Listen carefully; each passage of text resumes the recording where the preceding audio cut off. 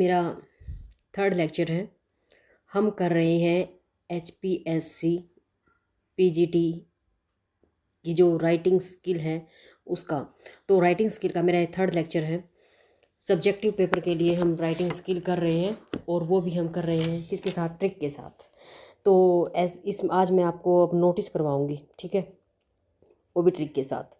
मैं आपको fix format देने वाली हूँ कि इस फिक्स फॉर्मेट में आप जो भी अपना नोटिस लिखेंगे, आपको सिर्फ ये अब ज़्यादा कुछ याद करने की ज़रूरत नहीं है, आपको फ़िक्स फॉर्मेट ही लर्न करना। लेकिन मैं आपको थोड़ा सा उससे पहले मैं फॉर्मेट के बारे में कुछ बता देती हूँ। जैसे सबसे पहले तो किसी भी स्कूल का, इंस्टीट्यूशन का नाम आएगा जिसमें के में आप क्या लिख रहे हो, जिसके स्टूडेंट्स को, जिसके एम्प्लॉय को आप सूचित करना चाहते हो, उस इंस्टीट्यूशन का या उस स्कूल का नाम आएगा सबसे पहले। उसके बाद ये notice word as it is आपको लिखना है, ठीक है। उसके बाद आपकी डेट लिखी जाएगी, उसके बाद हेडिंग और सब्जेक्ट लिखे जाएगा।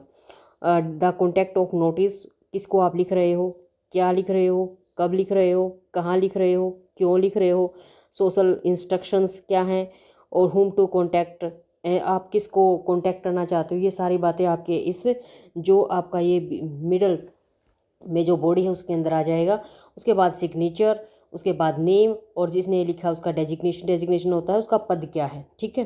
तो ये हमारा फॉर्मेट रहेगा। और अब मैं आपको फिक्स लाइनें दे रही हूँ कि आप कोई भी जो नोटिस लिख सकते हैं। नोटिस बहुत ही आसान होता है, 5 मार्क्स का आपका ये पूछा जाता है। तो HPSC PGT इंग्लिश में जो ये राइटिंग स्किल के हमारे टॉपिक हैं, हम मान के चल रहे हैं कि इनमें से कोई ना कोई टॉपिक से हमें हमारा ऐसे टाइप क्वेश्चन मिल सकता है, ठीक है।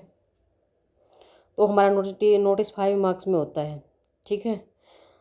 तो एक तो सबसे पहले इस जो भी हम नोटिस लिख रहे हैं उसको हम किस में लिखेंगे, उसको हम बॉक्स के अंदर ही डालेंगे, ठीक है ना। उसको किस में डालेंगे, उसको हम बॉक्स में डालेंगे जो भी हमने लिखा है, ठीक है।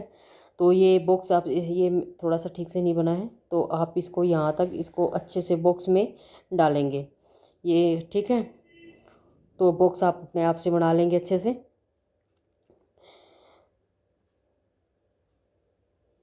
अब देखो, वही मैंने लिखा, स्कूल का नाम लिख दिया, government boys high school Delhi. Notice मैंने वर्ड लिख दिया, अब डेट लिख दिया। अब डेट का ध्यान रखना है, यहाँ पर आपकी डेट पहले वाली होनी चाहिए और जो बीच के अंदर जो आपकी डेट होगी वो बाद की। जैसे पहले हम फरवरी में हम नोटिस लिख रहे हैं और जहाँ जो भी चीज़ हमें अपना प्रोग्राम सेट करना है उसकी डेट को हम आगे वाली डेट देंगे। जैसे हमने 3 मार्च लिखा हुआ है, ठीक है। अब हेडिंग और सब्जेक्ट, ठीक है। हेडिंग और सब्जेक्ट मैंने यहाँ नहीं डाला क्योंकि मैं आपको सिर्फ यहाँ से बता रही हूँ कि जो भी आपका हेडिंग और सब्जेक्ट होगा वो आप यहाँ डालेंगे।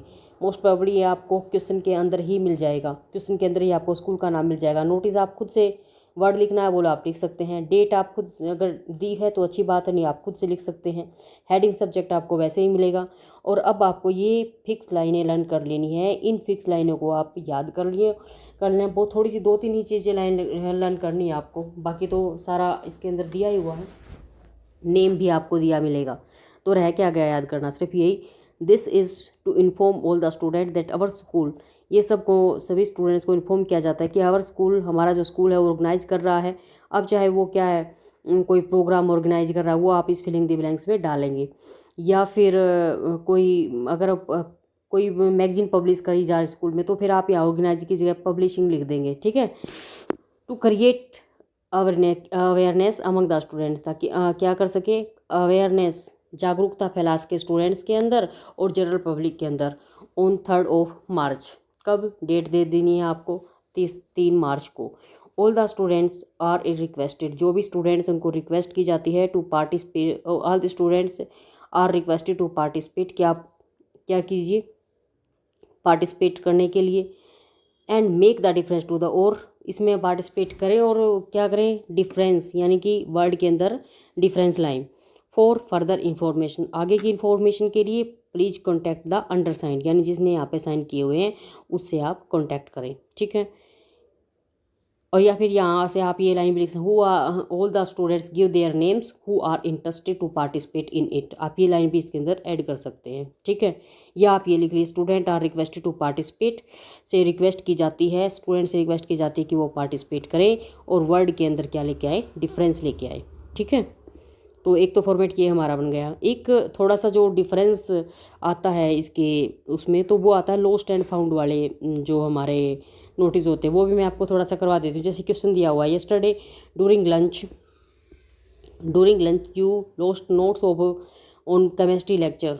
यू लॉस्ट, आपने अपने केमिस्ट्री लेक्चर के जो नोट्स हैं उनको खो दिया है। You want to get them back, आप उनको वापस पाना चाहते हैं। Write a notice in about 50 words, 50 words में एक नोटिस लिखिए। For the school notice board, school के नोटिस बोर्ड पे आप करण है, करुणा है या करण है, लड़की है तो आप करुणा है और लड़का है तो करण है, और क्लास आपकी दी हुई है 12th A सेक्शन। ठीक है, तो फिर वही स्कूल का नाम आ जाएगा। ठीक है, अब इसके अंदर भी आपको क्या चीज़ गुम हो गई है क्या नहीं है, ये सारी चीज़ें आपको नोटिस के अंदर मिलेंगी। मोस्ट प्रोबेबली नहीं मिलेंगी तो आप ये फॉर्मेट लर्न कर लीजिए।